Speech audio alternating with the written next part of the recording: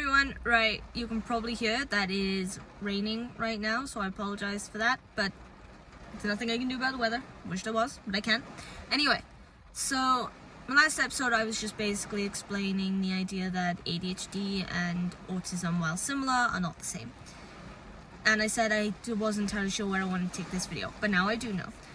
Now I've decided that I think a good starting place actually for ADHD, other than covering attention and hyperactivity, is to explain that there are actually 3 different types of ADHD. So I think common misconception with people is that when you have ADHD, you're hyperactive and you're inattentive. That's not necessarily the case. You could be more inattentive than hyperactive or more hyperactive than inattentive. Anyway, I'll explain that in a second. First, as usual, make a mention of, if you like the content, you want to see more, follow me on TikTok, subscribe to my YouTube channel.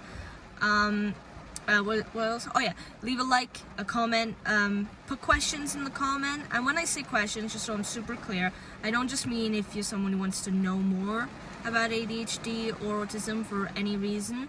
I mean also if you happen to be someone who thinks you might have ADHD or autism, or both, or if you are someone with both or either, and you just want to have something relatable, by which I mean if you put in the comments, I don't know, a question like, hey Jess, when I get overwhelmed, I like to take long walks. Do you do the same thing? That kind of thing. And then I will actually talk about that, explain that. If I do, I'll tell you. If I don't, but I'm interested in looking at it, then, or discussing it, then I'll also do that, alright? So, yeah. Okay, and, where was I going? Right, 3 different types. Okay, so, the 3 different types, just to sum it up real quick first, in ADHD, are combined, impulsive or hyperactive, and inattentive and distractible. Okay, so that's should be pretty clear what each of those entail. So if your ADHD is impulsive hyperactive, then that means that you are more impulsive and hyperactive than you are inattentive. If it's the other one, inattentive and distractible, it means most of your issues come down not so much to your outward behavior, but more to your mental stimulation when it comes to paying attention to things. Oops, sorry.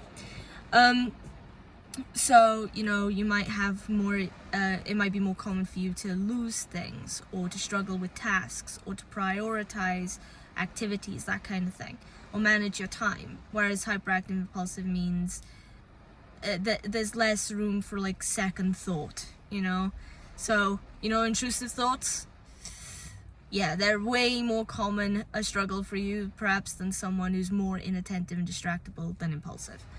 And then, of course, there's combined, which is when you kind of have a more or less even playing field of both. Now, just so you know, I have combined. And also, my brother has combined. I don't know about my 2 other brothers, because just by watching them, I think they both also have combined. That might be more common. I'm not sure about that. I do not know the science behind that little area, but I can have a look if you're interested.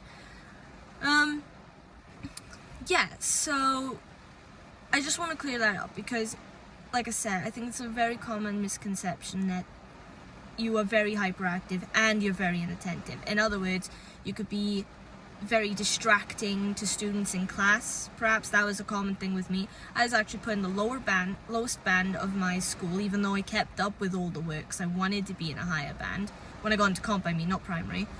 I was put in the lower band simply because I had ADHD and autism, and they were afraid my behavior would distract the other students.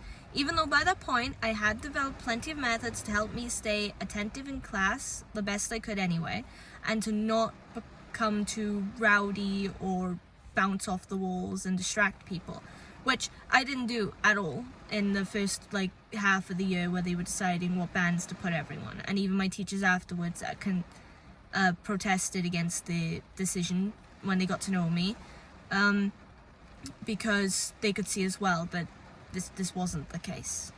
And I was really struggling in the lower band just because the work a lot of the time was too easy. I was finishing ahead of everyone else and then getting bored and then getting distracted.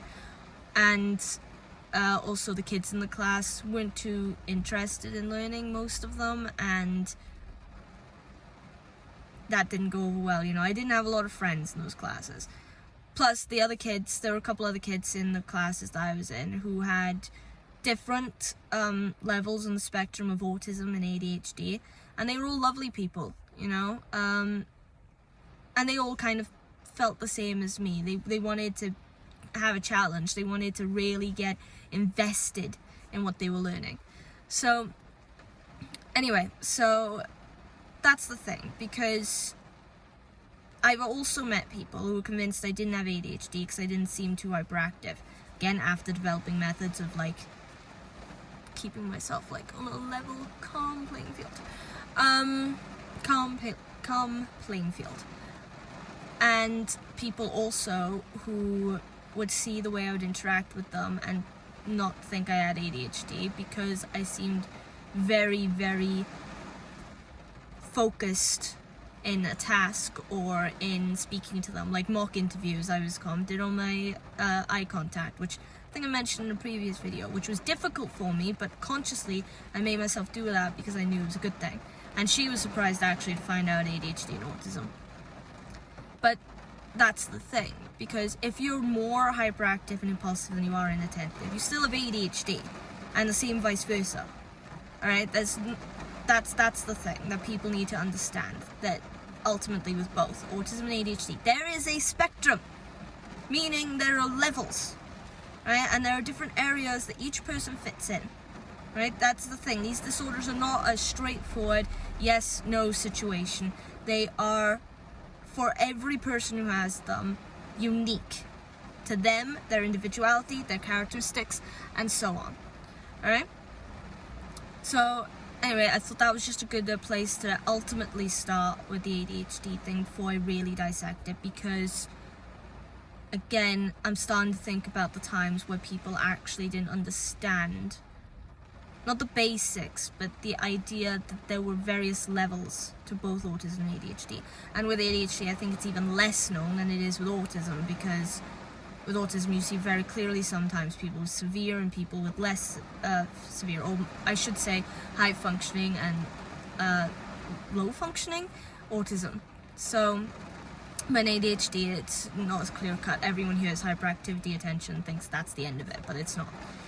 So yeah, so I think that's a good place to end, actually, for right now. I'm trying to keep these videos a little shorter, you know, because I also struggle with attention, and I don't want people who have attention difficulties to struggle watching these videos, because it's supposed to be helpful. So, anyway, so I will leave it there. I will make a quick comment, though, that if you're interested in the videos about autism and ADHD I've done so far, then look on my profile, because they're all there. They're all titled. I will go over each of those subjects again, just so they're like higher up the list if someone wants to have a look. And they're shorter, sweeter, more to the point, more specific, more structured.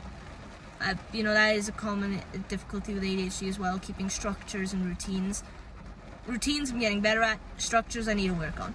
So, anyway, I hope you liked this video, and I hope you'll come to see the next one. And in the next one, I think I'll start talking about time management. Yeah, because that's a big one for me. Anyway, so I'll see you soon. Have a nice day, have a nice night, whatever time you're watching this. Bye.